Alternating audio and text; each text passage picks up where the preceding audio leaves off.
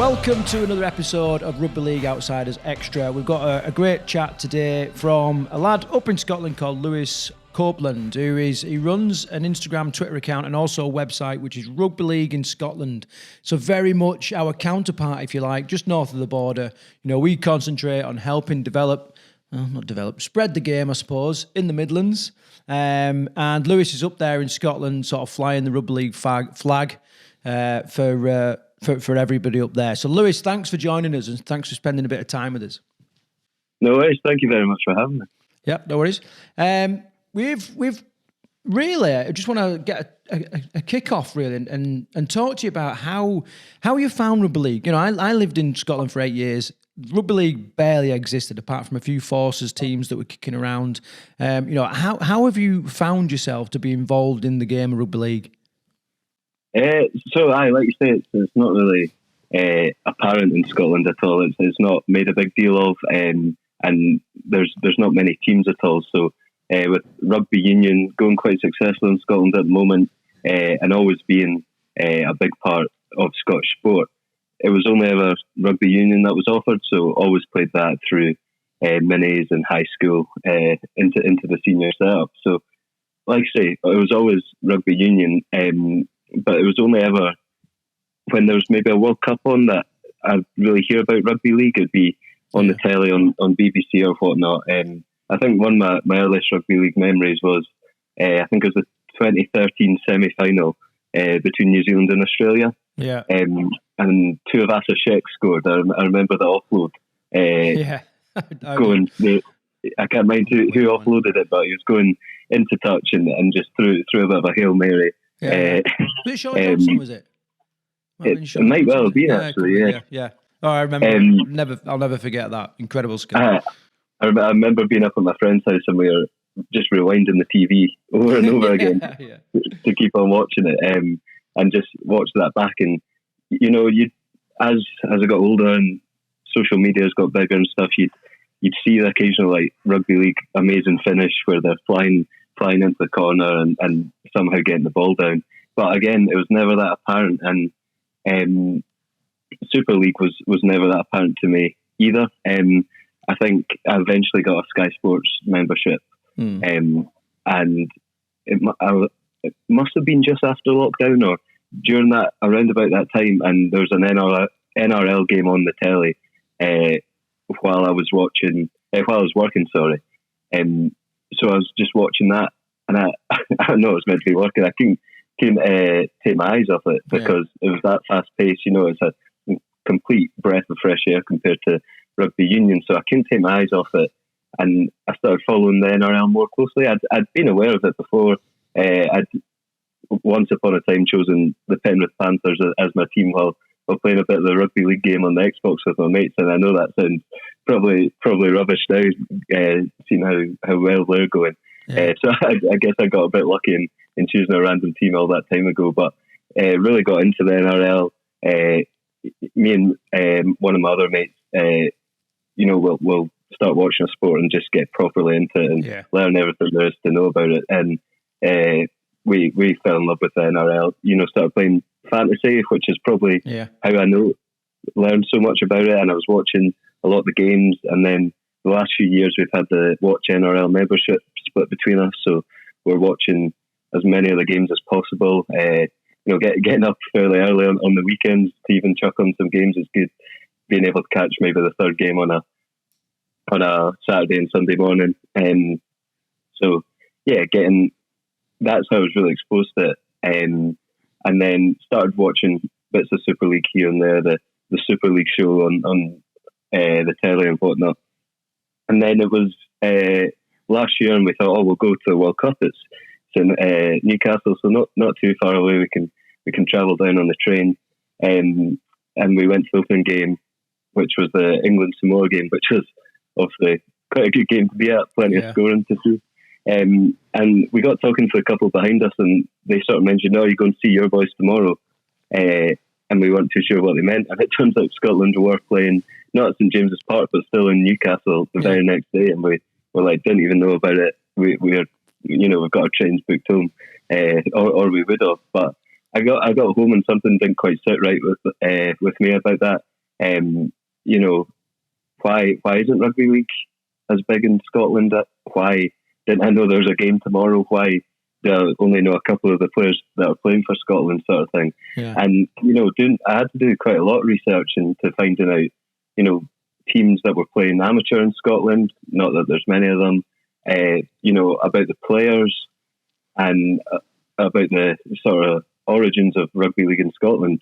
So I thought I want to do something about this and make that easier and try, you know, grow the game. So it wasn't a successful World Cup campaign, but you know, I thought if we can grow the game from, you know, the grounds up, the amateur game, maybe one day rugby league can be competing with rugby union in Scotland to be, you know, a staple sport and something that we're known for. So a very big, ambitious goal, but I thought the least I can do is start a Twitter page and see if it gains any interest. And it did fairly quickly gain a bit of interest, and you know, a couple of my tweets were getting some good likes, and I was getting followers, and I was going and following people that I thought would want to interact with the account, and that I could see from whether I was interacting with Scotland Rugby League's posts or some of the posts of the amateur teams in Scotland, that it's people that might be like-minded, and it's just sort of grown from there. Well, you've certainly made an impact, haven't you? Whenever we're on Twitter, I saw your Twitter account. It's always up there. It's always there's always plenty of stuff coming out. You've almost become the unofficial voice of Scotland Rugby League, I suppose. Yeah. Well, that's it's really nice to hear. Of course, it was, like I said, just me one night on my phone starting a Twitter page, and with, you know, a very ambitious goal, but just trying to chip away at it. And I probably fell off it after, you know, at the tail end of last year, and I went back on a couple of months ago and thought I really want to get this up and running properly and get it nice and active. So I sat down and I planned out different things that I wanted to do. And most importantly, I reached out to people, which is, you know, it took me a while to realise the worst thing someone will say is no, or they're unable to do something at that time. So I've, in a very short space of time, had really good opportunities to speak to people who are like-minded and want to grow the game in Scotland. So a guy called Craig, who started the Aberdeen Warriors, and he's I had a chat with him on the phone last week, and he was brilliant and is you know, in the same sort of boat as me and just wants to do what's best for the game in Scotland.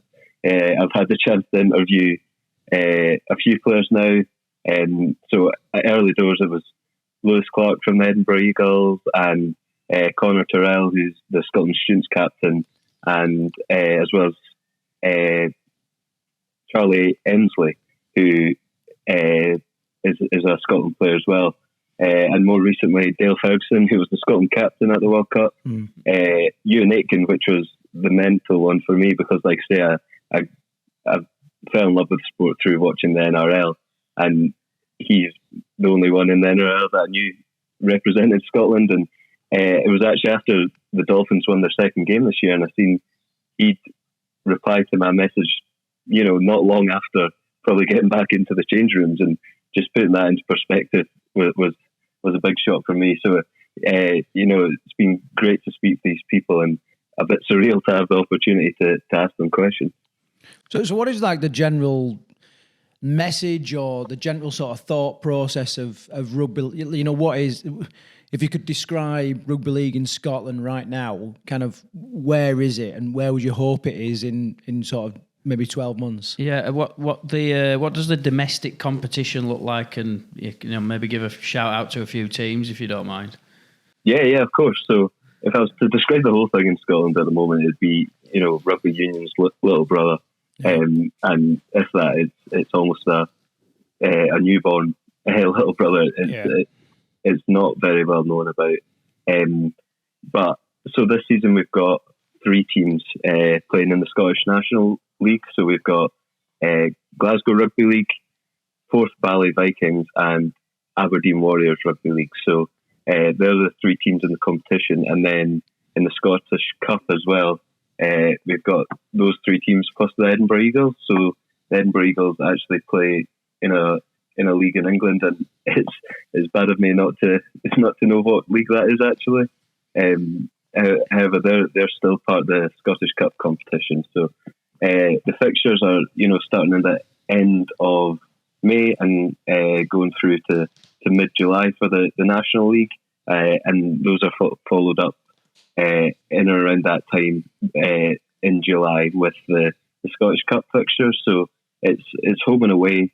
Each team will look to play each other once at home and once away, and in the National League that is. And from speaking to people, what I've heard is, and as it is with everything in life, money can be a bit of an issue. Yeah. So what I want to do, if it is going to be an issue, because Aberdeen's quite a travel for Glasgow and Forth Valley, and vice versa, Aberdeen to get to their away games and it's very early doors, but I'd like to try to do some sort of fundraising, if it's to pay for these teams to get a bus to go to the away games, because with having so little games, the sport can only grow if these games are played. And I think in the past it's been an issue where these games haven't been able to get played. Mm. So, yeah, my aim as well is to get to all these games, and I want to really build up to them. And I've spoken to people at each of the clubs already, and what I'd like to do is get along to a training session in the lead up to these dates at each of the places, and sort of do a bit of a video spotlight and some social media posts that for each of the clubs that spotlights their seasons, their goal for the seasons, and especially a few of the players. When I was speaking to Craig from the Aberdeen Warriors, he's really confident. He's got a couple of really good young players on his hands, and he's had players in the past that they've sent down to programs in England, and they've managed to go overseas and stuff like that. So there's the opportunity, and I think the game can really grow if we spotlight these opportunities and give the clubs a bit more exposure. And that's the main thing I wanted to do. I never wanted it to look like I was stepping on Scotland Rugby League's toes and being like, you're not doing a good enough job. I just wanted to make a platform that could give everything in Scotland Rugby League a bit more exposure and open it to new people's eyes.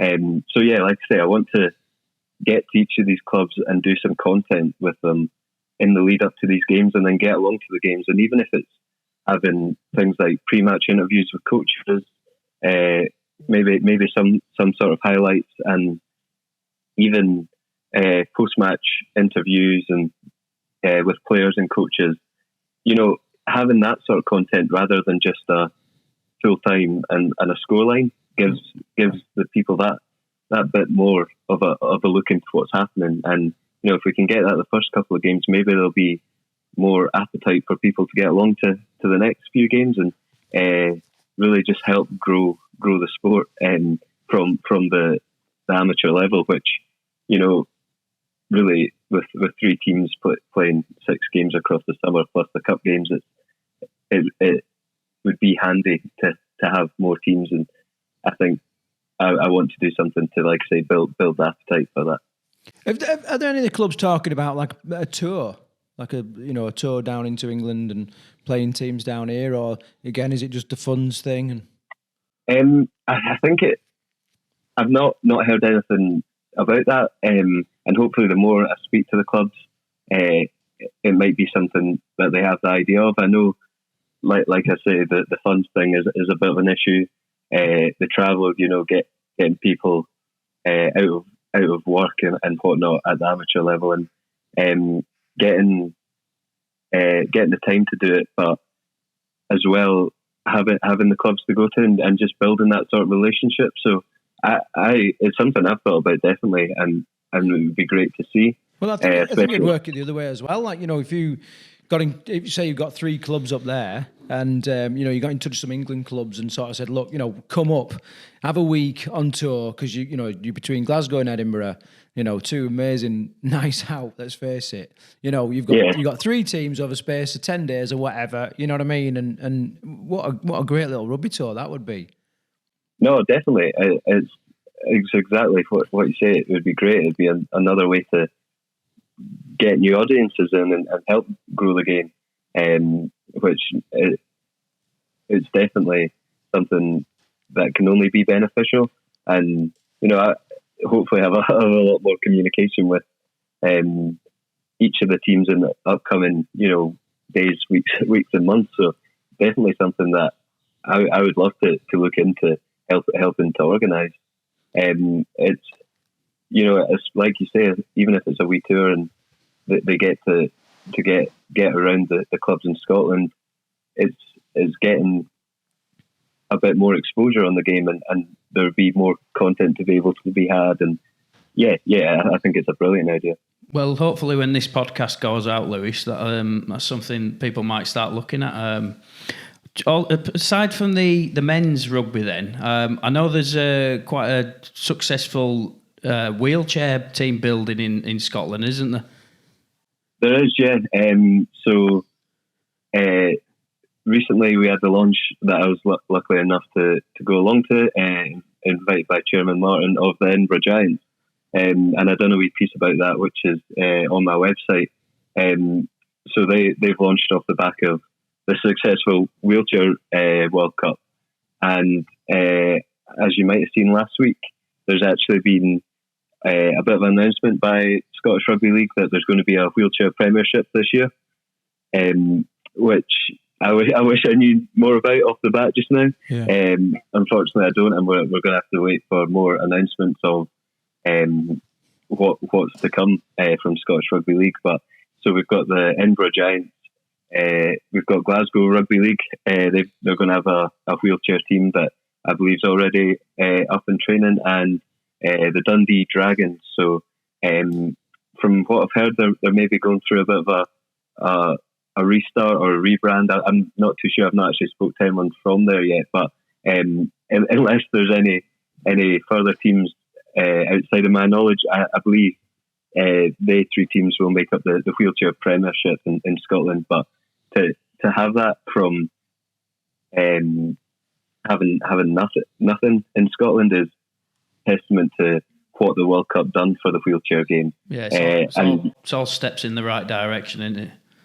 Definitely. So it wasn't an announcement I was expecting to see. When I spoke to Martin after their launch night, there was hopes to get playing against these other teams in Scotland, but the actual league wasn't mentioned at that point, and it can only help the growth of the wheelchair game, as well as feed into the national team who were at the World Cup, and although results didn't go 100%, the way of Scotland at the World Cup it was a great exposure, and I can see with what the Edinburgh Giants have done and their sort of social media and marketing campaign around what they're doing. They're bringing in huge interest. I think it's got me excited. I'm bloody 200 miles away. We're actually meeting Martin in a couple of weeks. He's going to be on the podcast, so it'd be interesting to speak to him about how that's developing. Yeah, definitely, and I'm looking forward to hearing about that as well, because he's a great rugby league and wheelchair rugby league mind. He's had a very successful career, and I was lucky enough last week to speak to Mark Rothside, who's the head coach of the Scotland wheelchair rugby league team. So I had a call with him, and I've got a sort of interview post going up on the socials and website soon. And I think it'll be great for the sport. And as he said to me, it's easy to get carried away with the results in wheelchair games. It might look bad for Scotland in some of them with high scoring games, but you look at all the results from the World Cup competition, and all the games are high scoring. It's just the nature of that game. So I think with this added investment, and hopefully more and more wheelchair teams in the country, we can see a real improvement and that next step for the national team as well. Lewis, just last question before we kind of hand out your socials and all that kind of stuff. Do you think you'll get to the Magic Weekend this year? It's something I was looking to do. I'd asked a couple of my mates originally. Unfortunately, they're abroad that weekend, but I think it's definitely going to be something that I'm going to try and do because, and I know it's getting closer and closer. And with payday tomorrow, that is always going to be extra tempting. So I think I'm going to have a look at getting myself tickets, and even coming down with a couple of mates or myself. I'm lucky enough to have made really good connections with people like yourself and other people in the sports. So I want to get down, and again, it can only be good if I can get posts up from that weekend onto the profiles. And there's Scottish players in the Superliga, and I can maybe try even speak to some of them or whatnot. So yeah. I've got plenty of ideas, and it's definitely something I want to try and do. Yeah. Well, I'll be there. So if you do head down or whatever, come and say hello, and we'll spend a bit of time with us if you're on your own or whatever. But yeah, good. Okay. So if you do want to kind of check in with Lewis and see what he's doing, then you can check out his Instagram and his Twitter at RL in Scotland. I don't know if you can hear my phone ringing there, but can you hear it, Lewis? Can you hear it? Can you? Yeah, I can't hear it. No. All right. Okay. Maybe it's not recording, but we're expecting a baby any minute. This might be difficult. Yeah. Okay. So it stopped ringing now. So if you want to check in with Lewis and learn more about what he's doing and about rugby league in Scotland, then you can check him out on Twitter and Instagram with using the handles RL in Scotland, and then also the website, which am I right in thinking is rlinscotland.co.uk. Oh, .co.uk. Yeah. Lewis, you're clearly very passionate. For me, it's great to hear that, we talk all the time about rugby league being a great product, and if we can just get rugby union players to watch it, they'll buy into it, and it seems to me like you've proved that as a rule, so all we need to do now is find another 1 million Lewis Copelands. We'll be good to go. So anyway, for whatever it means, thanks from me for what you're doing up there across the border. Karl, anything to add? Yeah, same from me, Lewis. Keep doing what you're doing, mate. Keep beating that drum for Scotland Rugby League. And like I said, we'll keep an eye on you, and I hope it goes from strength to strength. So thanks for coming on. Thank you very much for having me. And I'm always listening to your episodes and extras and everything. So same from me. The work you guys are doing is brilliant. And I really appreciate you having me on to speak about rugby league in Scotland. Great. Cheers, Lewis. Cheers, Lewis. Thank you. Bye-bye. Thank you very much. Bye.